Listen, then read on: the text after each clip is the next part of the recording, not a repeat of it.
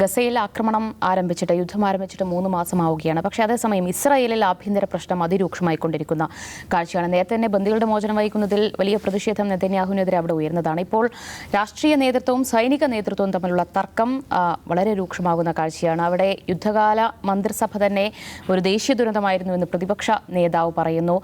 നെതന്യാഹുവിന് പ്രതിരോധ മന്ത്രി തന്നെ താക്കീത് നൽകുന്നു. രാഷ്ട്രീയ നേട്ടത്തിനായി സൈന്യത്തെ ചൂഷണം ചെയ്യരുത് എന്ന തരത്തിൽ വലിയൊരു താക്കീത് നെതന്യാഹുവിന് പ്രതിരോധ മന്ത്രി തന്നെ നൽകുന്ന അത്രയധികം ആഭ്യന്തര പ്രശ്നം ഇസ്രായേൽ രൂക്ഷമാകുന്നു എന്നതാണ് വസ്തുത. അത് ഇസ്രായേലി മാധ്യമങ്ങൾ തന്നെയാണ് ഇക്കാര്യങ്ങളൊക്കെ റിപ്പോർട്ട് ചെയ്യുന്നത്. ദൗസർ, അവിടെ ഈ രീതിയിൽ ഇസ്രായേലിൽ പ്രശ്നം വഷളാകുമ്പോൾ നെതന്യാഹുവിന് ഈ രീതിയിൽ അധികം തുടരാൻ കഴിയില്ല എന്നാണോ മനസ്സിലാക്കേണ്ടത്? നെതന്യാഹുവിന് തുടരണമെങ്കിൽ യുദ്ധം നടക്കുന്നു എന്നുള്ളതാണ് നെതന്യാഹുവിൻ്റെ ഏറ്റവും പ്രധാനപ്പെട്ട ഒരു പ്ലസ് പോയിന്റ്. യുദ്ധം അവസാനിപ്പിക്കാത്തതിൻ്റെ കാരണവും അദ്ദേഹം തുടരണം എന്നുള്ളത് കൊണ്ടായിരിക്കും. പക്ഷേ ഭരണമാറ്റത്തെക്കുറിച്ചുള്ള ആവശ്യങ്ങളുമായി നമ്മൾ തെരുവിലിറങ്ങേണ്ട സമയമായി എന്നൊക്കെ ഇപ്പോൾ അവിടുത്തെ മാധ്യമങ്ങൾ എഴുതുന്നുണ്ട്. പിന്നെ ഇപ്പോൾ ഇന്നലെ മന്ത്രിസഭാ യോഗത്തിലുണ്ടായിട്ടുള്ള ബഹളമാണ് ഏറ്റവും പുതിയ വാർത്തയ്ക്ക് കാരണം. കാരണം അവിടുത്തെ IDF ചീഫ് ഹെർസി ഹലേവി, അദ്ദേഹം ഈ വാർ ക്യാബിനറ്റിൽ പങ്കെടുക്കാറുണ്ട് സ്ഥിരമായിട്ട്. അപ്പോൾ അദ്ദേഹത്തെ വളരെ അദ്ദേഹത്തോട് ഇങ്ങനെ ചോദ്യങ്ങൾ ചോദിക്കുക, മോശമായിട്ട് സംസാരിക്കുന്ന കുറേ മന്ത്രിമാർ. ആ കുറേ മന്ത്രിമാർ എന്ന് പറയുമ്പോൾ നെതന്യാഹുവിൻ്റെ പാർട്ടിയിൽപ്പെട്ട ആൾ തന്നെ ഉണ്ട്. ഈ അവിടുത്തെ മാരി റഗേവ്, പിന്നെ അവിടുത്തെ വലതുപക്ഷ പാർട്ടിയിൽപ്പെട്ട ആളുകളൊക്കെ അദ്ദേഹത്തെ വളരെ മോശമായിട്ട് സംസാരിക്കുന്ന ഒരു അവസ്ഥയുണ്ടായി.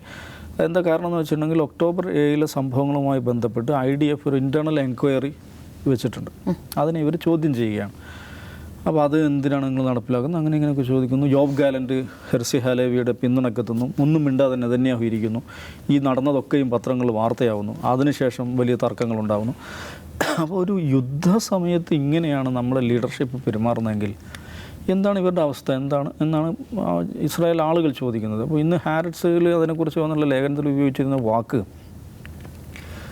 തക്സ് എൻറ്റൈറ്റിൽഡ് ആസ് മിനിസ്റ്റേഴ്സ്, മന്ത്രിമാരെന്ന ചെല്ലപ്പേരുമായി നടക്കുന്ന തെമ്മാടികൾ എന്നാണ് അവർ ഉപയോഗിച്ചിരിക്കുന്നത്.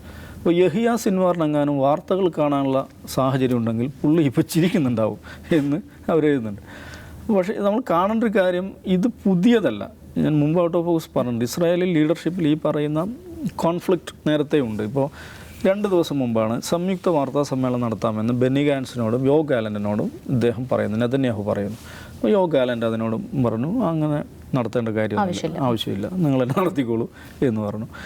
ഇതിന് കുറച്ച് മുമ്പുള്ള ഒരു മന്ത്രിസഭാ യോഗത്തിൽ ഇതേ ഹെർസി ഹലേവിയോട് ഇത്ര 2-2.5 മാസമായല്ലോ, ഈ വല്ലതും നേടിയോ, ഗസയിൽ വല്ലതും നേടിയോ എന്ന് ചോദിക്കുന്നു. അദ്ദേഹം ഒന്നും മിണ്ടുന്നില്ല. സിൻവാറിനെ എപ്പോൾ പിടിക്കും എന്ന് ചോദിക്കുന്നു. അപ്പോൾ പുള്ളി വൈകാതെ പിടിക്കും എന്ന് പറഞ്ഞു. എന്നാലും എപ്പോൾ പിടിക്കും എന്ന് ചോദിച്ചപ്പോൾ പുള്ളി പറഞ്ഞു ഒസാമ ബിൻ ലാദനെ പിടിക്കാൻ 10 വർഷം എടുത്തിട്ടുണ്ട് എന്നാണ് മറുപടി പറയുന്നത്. അപ്പോൾ 10 വർഷം എടുക്കുമെന്നാണോ പറയുന്നത്? അപ്പോൾ അതിൽ നേരത്തെ പിടിക്കാൻ ശ്രമിക്കാമെന്ന് പറഞ്ഞു. അപ്പോൾ ഒരു മന്ത്രി എന്നാവോ നമ്മളൊന്നും ഇപ്പം ഹെർസി ഹലേവി ടാർഗറ്റ് അച്ചീവ് ചെയ്യുന്നത് കാണാൻ നമ്മളൊന്നും ജീവിച്ചിരിപ്പുണ്ടാവില്ല എന്ന്. അപ്പോൾ നോക്കൂ, യുദ്ധം നടക്കുന്ന സമയത്ത് ആ ഹെർസി ഹലേവി എന്ന് പറഞ്ഞ രാജ്യത്തെ സൈനിക ചീഫാണ്, മിലിറ്ററി ചീഫാണ്.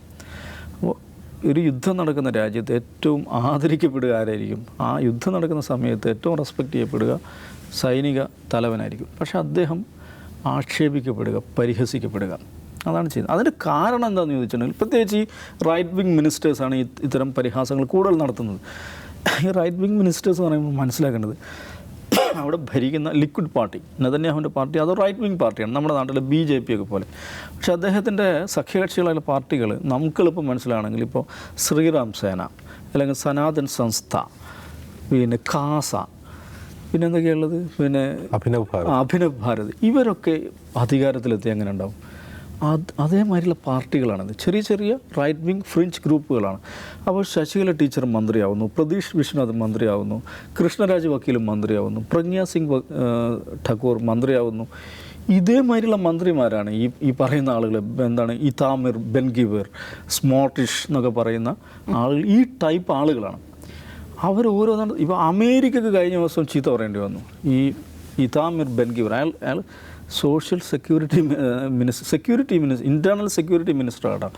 പുള്ളി കഴിഞ്ഞ ദിവസങ്ങളിൽ നടപ്പിലാക്കിയ പ്രധാനപ്പെട്ട പരിപാടി എന്താ പറയുക? തോക്ക് വിതരണം. മന്ത്രിയാണെന്നേ, 2 ലക്ഷത്തോളം പുതിയ ഗൺ ലൈസൻസാണ് ഇഷ്യൂ ചെയ്തതെന്നാണ് തോക്ക് വിതരണം ചെയ്യുക. ഇപ്പോൾ ഇങ്ങനെ പോകുന്ന ഒരു ഹാരിസ് പറഞ്ഞ ഒരു തഗ്ഗുകളുടെ തെമ്മാടികളുടെ ഒരു കൂട്ടായ്മയാണ്. അപ്പോൾ അവർക്കൊരു ഓറിയൻറ്റേഷനില്ല, യുദ്ധത്തിൽ എങ്ങനെ മുന്നോട്ട് പോകണമെന്നില്ല.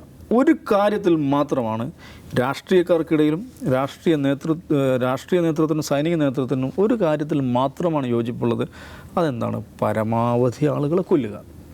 അപ്പം ഒരു കുഴപ്പവുമില്ലാതെ ഇടതടവില്ലാതെ നടക്കുന്ന കാര്യം എന്താണെന്ന് വെച്ചിട്ടുണ്ടെങ്കിൽ ഗസയ്ക്ക് മുകളിൽ വിമാനം കൊണ്ടുപോകുന്നു, ആകാശത്ത് മിസൈൽ ഇടുന്നു, കുഞ്ഞുങ്ങളെയും സ്ത്രീകളെയും കൊല്ലുന്നു.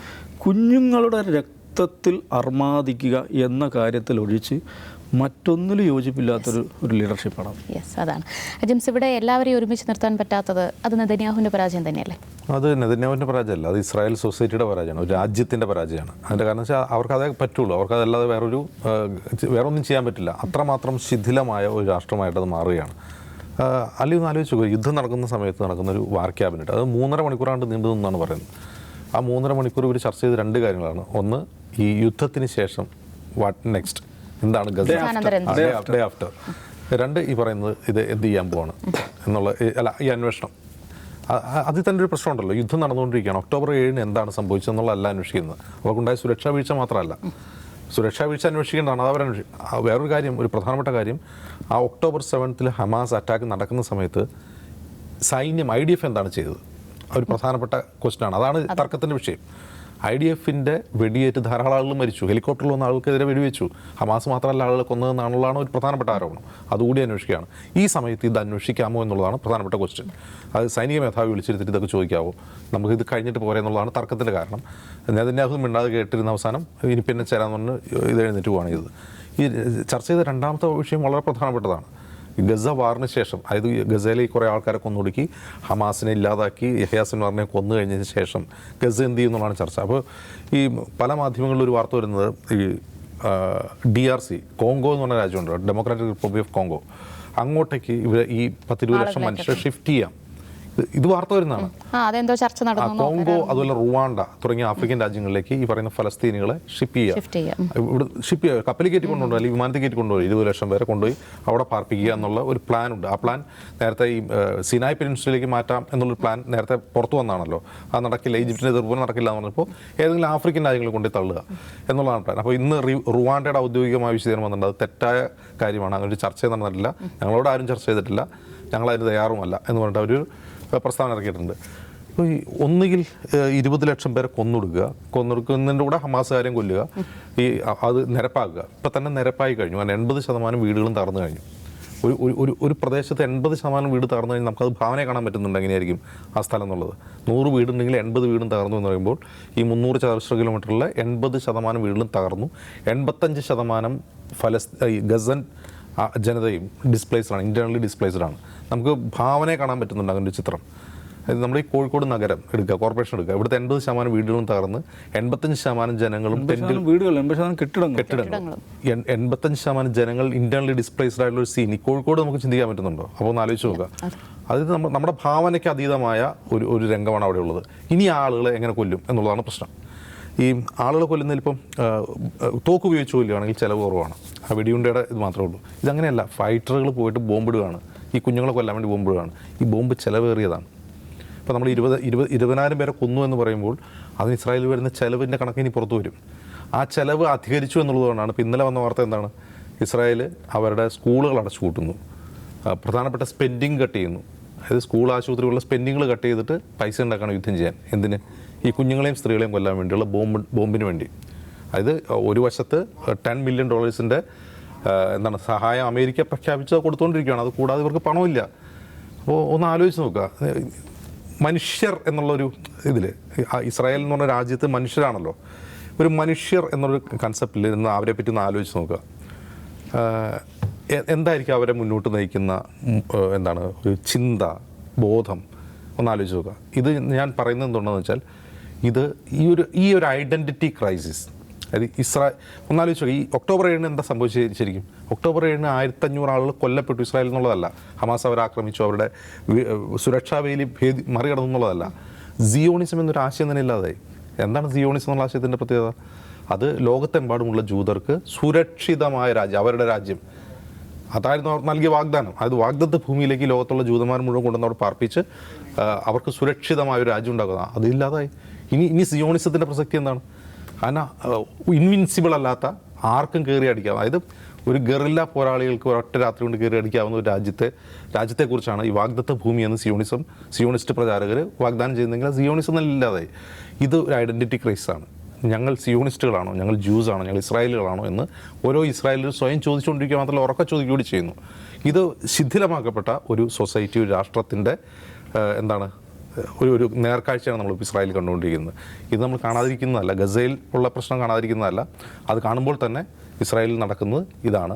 അതോടൊപ്പം ഈ ശിഥിലമായ സമൂഹത്തിൽ ഒരു തരത്തിലുള്ള ഐക്യവുമില്ലാത്ത ഒരു മന്ത്രിസഭയിലും ഒരു സർക്കാരിലും ഒരു സമൂഹത്തിലും ആണ് ഈ 2 ലക്ഷം തോക്കുകൾ വിതരണം ചെയ്യുന്ന കൂടി ഒന്ന് ആലോചിക്കുക. അതിൻ്റെ ഇമ്പാക്റ്റ് എന്താണെന്ന് ആലോചിച്ചു. യെസ്, അതാണ് ഈ ഒരു പ്രശ്നത്തെ, ആഭ്യന്തര തർക്കത്തെ എങ്ങനെ ഇസ്രായേൽ മറികടക്കുമെന്ന ചോദ്യം കൂടി ഇവിടെയുണ്ട്.